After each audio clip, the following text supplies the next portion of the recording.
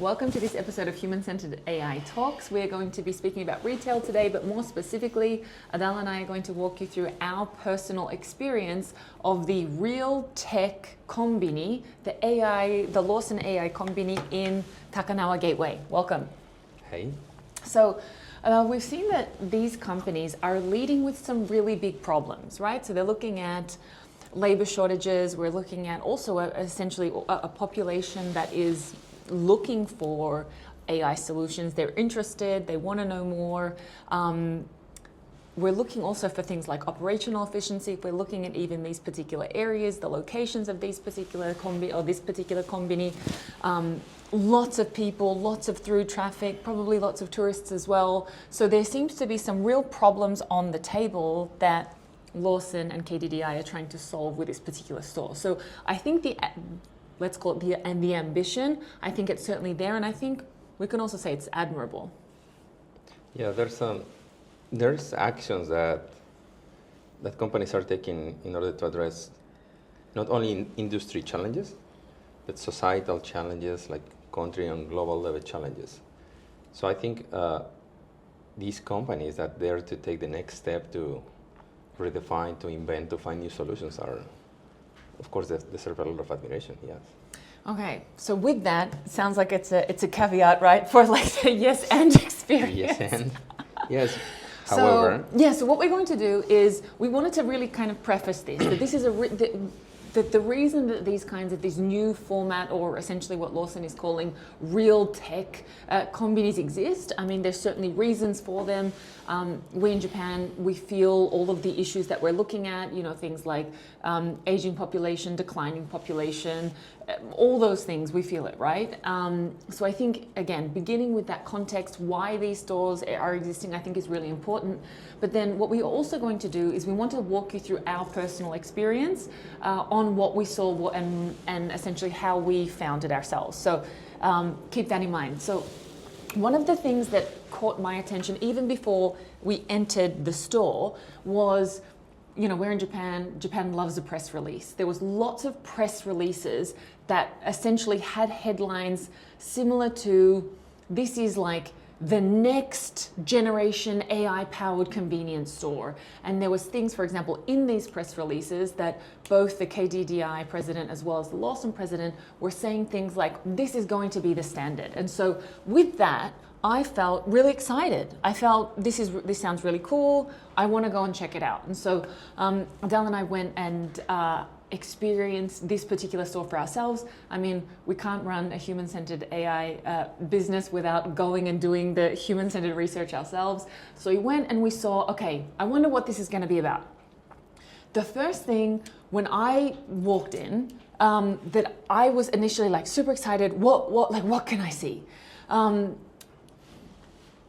But let's maybe begin with the thing that I didn't see at the door, which was any kind of signage that referenced the 14, in one of the press releases, it says there's 14 AI cameras that are there specifically to study customer behavior. Now, I didn't see any signs that said, hey, by the way, there's 14 cameras here, particularly only to study you. These are not security cams. These are literally just to study you and your consumer behaviors. Are you okay with that? If you're not okay with that, we have another Lawson on the ground floor, for example.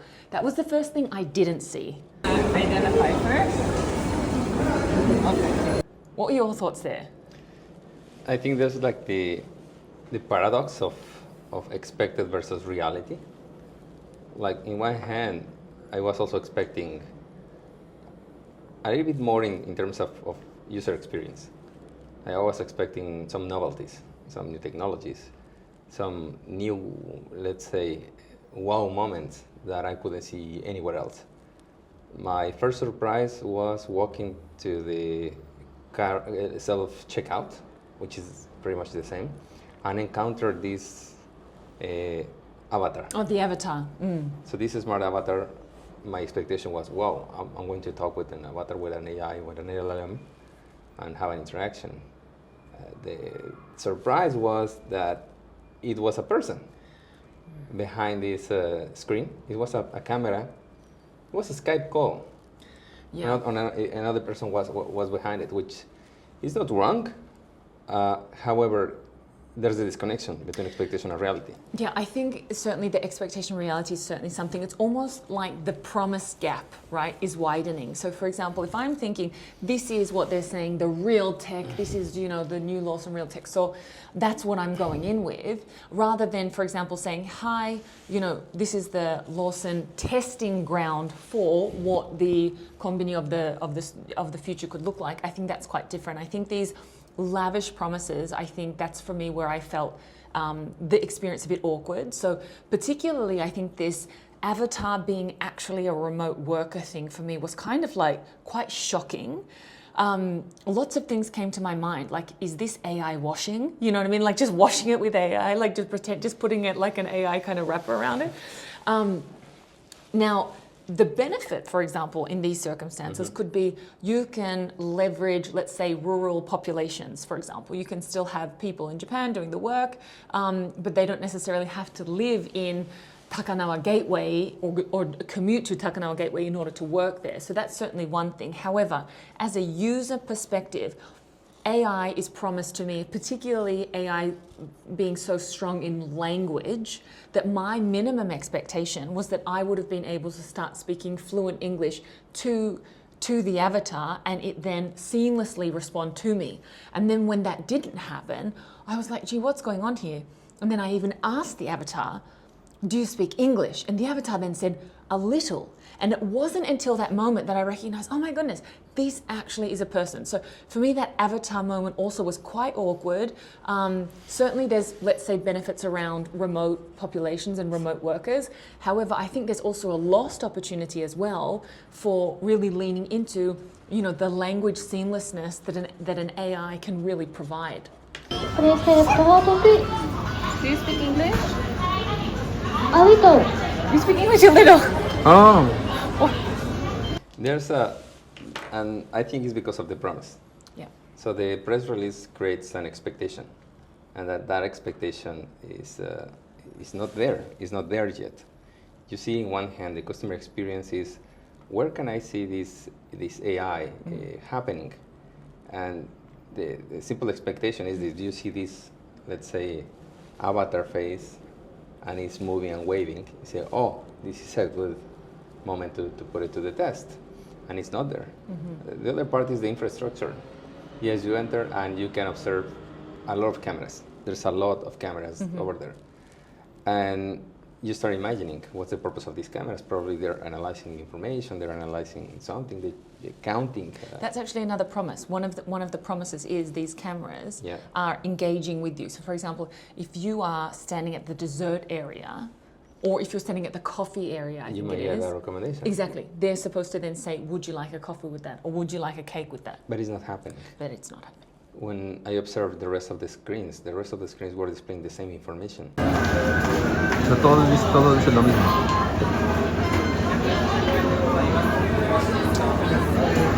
Exactly. So it's not clear.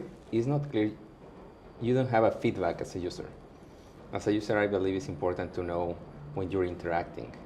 Like, hey, I'm seeing you. Hey, I'm hearing you. Here, I'm noticing you somehow. And I think that feedback didn't exist. On the side of the user experience, I feel like this connection is important. I mean, it's difficult also to achieve. However, it was not existent. I observed other aspects. The other aspect beyond the user experience was the infrastructure. With the cameras, with all the displays, I was expecting some activities to be automated, some level of automation. But as I was observing the cameras and the displays, I saw personal people, staff, doing checking, counting items by hand.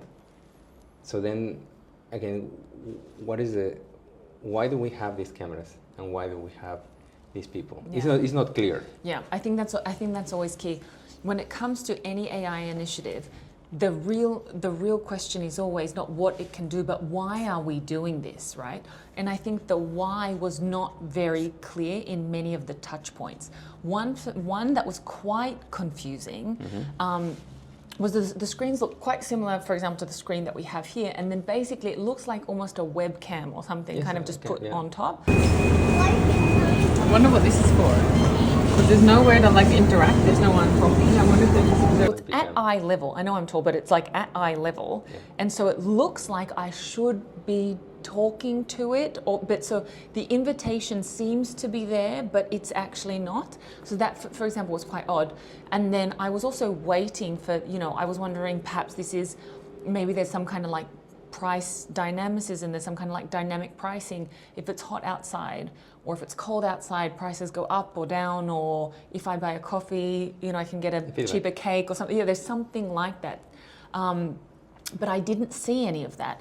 And I can certainly see the intention was there, but as a user being promised, this screen is going to interact with you based on your behavior, and then not seeing that was the gap. Whereas if you had just told me this is a straight up typical Lawson, I would have said, oh yeah, in Lawson there's plenty of digital displays, like depending on where you go. It wouldn't have been such a gap. I think the gap came from, again, that gap promise, the technology promise gap. I think that's where things started to get a bit awkward. Yeah, and we keep observing a little bit of disconnection. The other thing was the automation promise. Like in the news releases, you can hear something about we have robots preparing your food. We have robots and we have cleaning robots. Automated staff or automated activities. So starting with the cleaning, I saw a robot. At far it looked interesting. The more closer I was, I recognized it was a Roomba with a sticker. Yes, so it was, if you can imagine, it's for those that are listening, just a very typical consumer Roomba with some kind of like plastic thing on top that was branded Lawson, but it wasn't much more than a Roomba, to be honest, though. Don't touch, Charles. No? Don't touch. Don't touch. Don't touch. Yeah, it didn't feel like anything. Yeah, it didn't feel like anything. Let's say specific or out of the ordinary. Or yeah, out of the shelf. Like to be something of the future, like we have seen these robots a while ago, right? The other part was, as I was saying, the robot that prepares your food. Oh, the Karaga-kun. Yeah. I walked to that area to witness the robot, and the robot was not operational when we went there. I don't know if it was operational in some other hours, but when we were there, it was not operational. In fact, when I saw, there was a display that said, pick up your order here. I assume that's where the robot drops the food. But I saw it clean, like not in a bad sense that it was dirty, clean like it's not... unused. Unused. Doesn't seem used. And I saw like boxes behind it, like suggesting me that it is not being used. At least not that moment. The second level of surprise was when this staff person came from behind let's say the staff counter and announced fresh fried chicken, fresh karage, right? I said, oh, the robot is not here, but certainly they're announcing the fresh food. I thought that's also an interesting balance between physical people in the store and promises of automation. So as you mentioned, one of those promises, of course, is the karaage-kun or whatever, that it can make your fried chicken.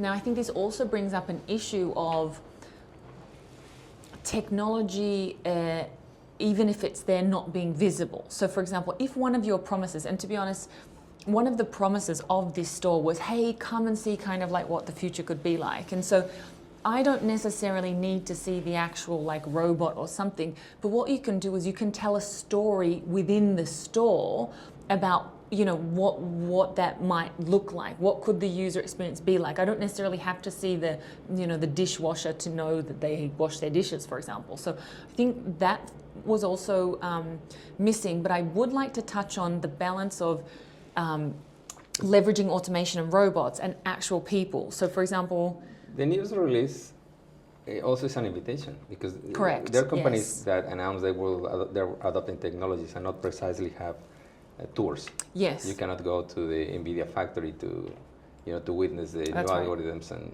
combine with the microchip processing design. However, in this case, it's an open invitation. It is an to open visit the invitation. store. And one of the things that I would like to double click on specifically with your field of AI being computer vision, and then this particular store leaning so heavily into computer vision, is the balance between AI and human, right? So we talk a lot at Design Thinking Japan about that balance of AI and human, as in how can the human, and one of the points in one of the press releases from the Lawson president was, now our people, I'm paraphrasing here, can basically do better work, not more work, but better work, can provide more value to people. But when we were there, we saw someone. I saw more staff, actually. Sorry? I saw more staff Yes. than a regular Lawson. There's actually more staff than a regular or Lawson. a regular store. And there was one particular moment that we had someone holding an iPad, counting, for example, or doing some kind of like physical check.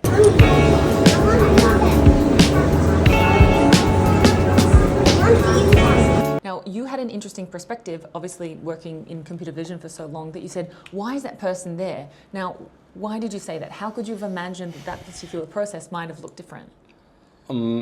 I think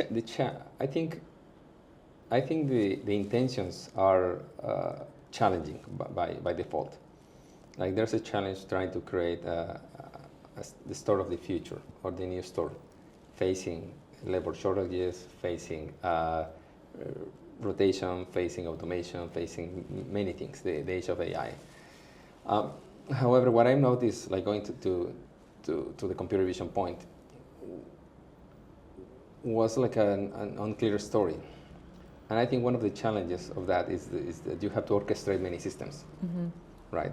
A challenging part is how do you communicate in some way that more chicken needs to be prepared so the robot prepares it.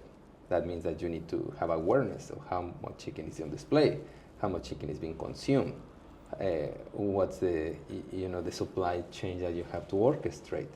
At the same time, if you extrapolate it to, let's say, the cold area, when you're consuming a rice bowl and onigiri, maybe you want to know what is the consumption rate, the time is the best time to prepare it, so you always have it fresh in the face of the consumer and you reduce your losses. So one thing, like talking about this, like my let's say, a possibility, a scenario that I imagined was imagine using these cameras to count the number of products that you have, and you have an angle so you can detect them. Of course, you have the inventory, you have the cash, the registry, everything can be connected, and you could say, oh, I have sold 3, and there's 3 on the way, and usually in the mornings we have this rate, and if we have something in this kind of stores, this information, you have all this information flowing. You have the day, time, hour, type of payment, activities. Is how do I connect that in an automation way so it doesn't have to pass through someone's hand? Because I noticed that person apparently looked to me that she was counting. So if this automation depends on a person going and counting, you're pretty much in batch processing. You're waiting for things to be announced. But with the cameras, you can see it in real time. You can see a person picking it up and saying, no, I changed my mind, dropping it back. Why let it go and pick another thing? The cameras pointing to you could also analyze your eyesight. And if you have, let's say, a display area, we could see where your eyes are looking at. I'm looking to the corner. So why is he noticing that corner so much? And then, is this person picking products from that corner or not? So there's connection between awareness, intention, like curiosity, and action of buying, and many things that could happen in between. So I think a challenge, like this, one of the biggest challenges is connect all the systems to make the automation of the future happen. Yes. One thing I have to say that I think was a correct approach. Oh, it's difficult to say correct, but one thing I think was a good testing ground was choosing one store. Going and choosing one store rather than saying, let's say we'll build some kind of prototype store and then we're going to then roll it out across 10,000 stores at the same time, for example. So one thing I thought was really good was choosing one store to basically prototype on and then expand. However, I think without really managing the AI hype and the marketing hype and the press releases and all the rest of it, I think consumers will kind of get especially because we're still so very much so in the early days of AI, that we really need to build trust and we need to build strong use cases for AI, deeply thinking about the user experience. And I think this, for me, this particular opportunity to interact with AI and envision the future, honestly was an awkward experience. And unfortunately, because of what I had kind of read going into, set my expectations quite high. So it almost makes us reflect, what's the good balance between trying to, be a leader, striving, not waiting, moving forward, pushing the boundaries, but also not over-promising, right? I think that's going to be a very elegant balance that we're going to have to find. Yeah, it's difficult because if you open your releases with this is the store that you will experience, you go there and don't deliver, or at least not some of us didn't experience that or not experiencing that, then is where the disconnection happens. Another way to frame it is, this is the store that we want to build, and we will start taking action towards it, and you will see the evolution. And in this store, you will see the betas or the alphas or the testings or the experiments. And feel free to join us and to observe the evolution. But it has to do with, I believe, has to do strongly with the user. In this case, we have a promise. This is the promise, and this is what you can expect. So I was there expecting it, and I didn't think I was over-expecting. Mm-hmm. I think I was just awaiting to receive that promise. And yeah, I think that's spot on. I think it's going to be all about co-creation. Maybe to wrap up this particular Lawson point, I think that's it. I think that's spot on. It's not saying get everything right before going to market. It's being open and honest and saying, help us co-create this new experience. We want to build the Conbini of the future. You're going to be very much a part of this as the people that we'll be serving. Come, let's do this together, right? Rather than saying, hey, come to our perfect store that already exists. If that is the point, right? Depending on who's your user, who do you want to serve, is the output that you're going to generate. Right, the way you enjoy a food, the way you enjoy a restaurant, the way you enjoy buying something, has to do, for modern and for big companies, has to do with who's going to use it. Right? What's the purpose? What's the intention? What's the pain point you want to solve? What's the task you want to mimic? Right? What is it the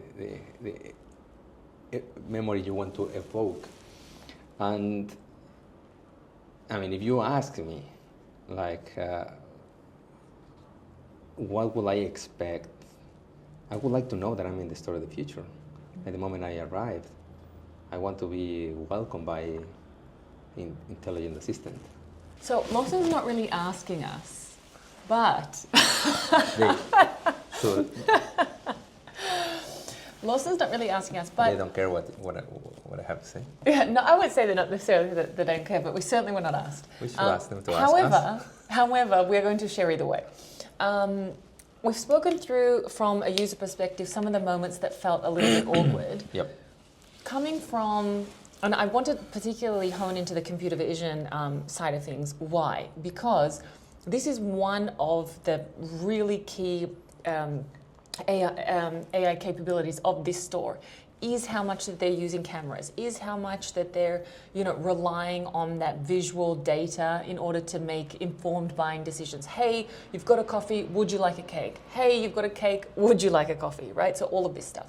And you having come from enterprise level computer AI, computer vision solutions for so many years, what are some minor tweaks or some different ways that you might have approached some of the moments, let's call them the customer touch points that we saw throughout the journey or that we had ourselves? What are some of the moments that you have maybe a different perspective on, or hey, you could have done this here, or any other suggestions? And imagining is easy, right? Imagining is easy. Second level of easiness is making a prototype. Complexity comes to launching into production. But if I have to imagine, we talk a lot about designing for a user or a group of users or intended users in mind. If it was for me, like, let me try again. We have talked about designing for a user, designing for perspectives, designing for something in mind, an experience that you want to showcase, right? There's different ways to make it happen. But if I was going to the store, and I'm not talking about the store of the very, very long-term future, right? Let's talk about something that could be achievable right now, right? Because when you talk about the future could be The future's too easy because anything's possible, right? Like if we're looking at what or is impossible, right? At the same time, impossible like or no, possible. that's not going to happen, and who can guess about the future? But So- you're saying technology that's available basically today. Yeah. So let's imagine a future where things are possible today with today's technology. So we don't get into too abstract concepts. Sounds good. So from a user perspective, combining a little bit of technology, I would imagine getting into the store and some computer vision camera detect my face, and as I enter, maybe my face appears in a cool way, hugging the Lawson mascot and say, "Hey, Adal, welcome to the store. Let me walk you through whatever," right? As I walk through the store, maybe some omnidirectional speakers tells me about the latest offers. Okay, we have this product. And we have seen these speakers in every museum are there. You're the only person who can hear what is happening, and you're not bothering people. As I approach probably to the display areas or some of the products, the cameras can observe my eyes. The camera can notice my eyes are looking at the corner. Say, I notice that you're seeing our latest product. That's quite a good addition. But maybe I take a coffee or something instead. Say, I noticed that you decided for the coffee. That's a good choice. May I suggest you a donut or something like that to pair it with your coffee? So, and as I was walking, like having this interaction to know that I'm really interacting or being served by choice, by expectations. Because at the beginning, the story is telling me I'm going to walk with you. So I know the mascot AI is going to walk with me, or vibe with me, or assist me in the moment that I want. At the same time, if I get anything, a soda or a coffee, the system can orchestrate, like, hey, we're running low, or this particular coffee is selling high, or I recognize this client. Maybe I could welcome him with his name, right? With some different hyper personalizations. In Japan, we have a lot of points, and these points is essentially a credential. You have an ID. We know it's you in a certain number, but we want to go beyond the number. We want to talk to the person. We know that it's important for them to have the fresh food, the food that they want at the moment they need it, right? What is the thing that they care, so we can provide them? What I don't want to say is add just more technology for the sake of technology. So let's identify what's important for that user. In the example that I'm drawing, I'm talking about flashiness, because for me the store of the future displays interaction. I wonder, for example, because I was thinking, this depends on person to person. Some people want to get in and out as quickly as possible, so their number one priority is speed, right? Others might say, I'm actually, I've got some time to fill, I've got 30 minutes to my next meeting, basically entertain me type thing, right? So imagine being able to, when you walk in the store, having that option, and that either the AI can, or whatever kind of system, can either suggest to you or can identify, okay, Adal is in a speed state. He needs to get out. He's got 2 minutes and he needs to get out of here. Boom, boom, boom. Everything's done. Or actually, you've arrived early for your next meeting. We're going to, invite you to take some time. We're going to walk you through the store. We're going to invite you for snacks, things like this. So, for example, And imagine, and double click pushed me a little bit further into the future, not so distant, just a little bit more. Like 5 years, 3 No, years. Not 5 years. Could be 3. 6 months. Could be 3 months. It's okay. Like, I'm not even to stretch this out that much. Yeah. But the same way I could, suggest or request an advanced coffee from Starbucks. I could request in advance an order and just go and pick it up. Maybe already paid with my wallet. We have this banking point system, credit card system that could make that easily happening.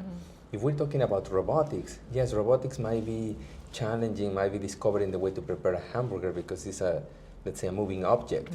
But if you have inventory and you have placed products in a let's say specific way, you could assemble that order, right, backstage, not precisely in the store, maybe backstage where you have your inventory. That have it happen. Person passes, gets their order on the way to the favorite destination without having to rely or to waste time or to spend time if they don't want to. Because buying is also an experience. You buy, you enjoy the store, you want to see things. So depending on what is the angle that you want to cover, could be I wanted to feel more excited when I go to the store, but also could be I want to go, I don't want to spend time in the store, but still I'm being served by such store. So all of these things are possible today. But as we said, integrating those systems is a challenge. It's not trivial. It sounds very easy to imagine a future when you sprinkle a little bit of AI. Let's do some AI, and magic happens. But it requires like a very intellectual technical system integration analysis and work to make such things happen. Right, and then that is informed by what are we trying to do? I think that's leading. You work with the user experience in mind, define that user experience, and then work backwards to the technology. What is the technology that can enable that? If it exists, integrate it. If it doesn't exist, invent it. Yeah. And from what we've just even experienced, just from our own kind of Lawson tour, there is technology that's available today, not necessarily in the very vague future, that's available today that might enable for that improved user experience in those kind of like awkward moments that we meant. Like, for example, I'm looking into a camera, but it is absolutely not visible or perceivable to me whether or not this camera is reading my data. Whether it's reacting to me, responding to me. Like when you take a picture with your cell phone, it frames your face. Yeah.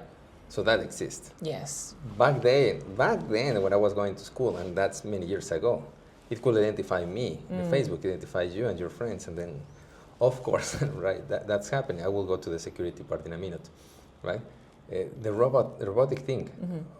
The factories, every factory in Amazon and in many other industries are powered by robots sorting things out, like the packaging system, UPS, DHL, they're sorting things manually, like with robots and manually. Cameras, detection, sorting, inventories, all of these are technologies that are currently available today. Of course, require a little bit of effort. Okay, but I think that's a really great angle for us, which is we are really excited to see the ambition, the intention that was there, which is hey, we're going to offer you the store of the future, right? So that's certainly deserves credit in and of itself.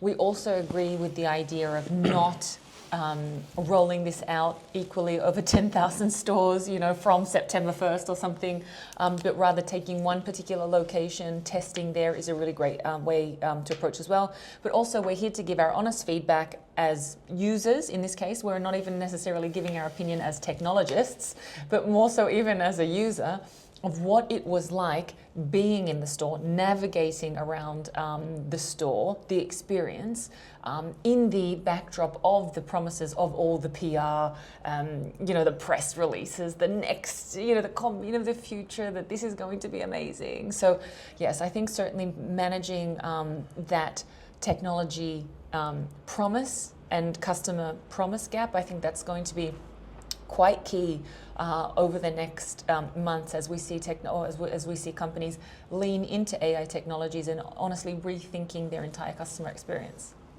One thing that I have to recognize is this forward thinking from Japanese executives, Japanese retail stores, convenience stores. it's really a flagship, because I've seen executives from other countries reaching out, because they come into Japan to observe such stores. They want to learn what's the magic, how is that happening. So this is the benchmark, and I'm glad to see that they're taking action to make that happen. It's not easy, of course not. But at the same time, it's a balance. The balance of investment, the balance of time, the balance of risk.